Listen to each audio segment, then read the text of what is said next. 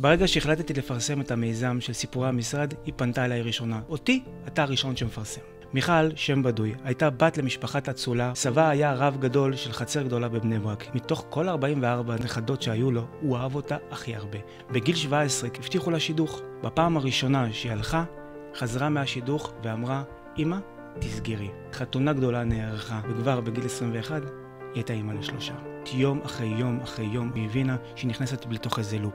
מהעבודה חזרה הביתה, טיפלה בילדים, טיפלה בבעל, ככה במשך כמה שנים. פעם אחת היא סיפרה לי שהיא התפלחה לאוניברסיטה וראתה בנות בגילה שלא מדברות לא על ילדים, לא על אוכל, לא על בעל, מדברות על קריירה. ואז היא החליטה לעשות מעשה. קשרה אליי ואמרה לי, רק אתה תעזור לי. היא רוצה רק לגדל את הילדים שלה. תכננו תוכנית סדורה מדויקת בדיוק מה הולך להיות. הגשנו תביעה למשמורת ילדים. כמובן המשפחה שלה נדלתה אותה. סבה לקח את זה נורא קשה. במיוחד שאימא שלה ישבה עליה שבעה. ביום הדיון משפחתה הגיעה שעתיים לפני והכינה לה קבלת פנים שרק הם יכולים להכין.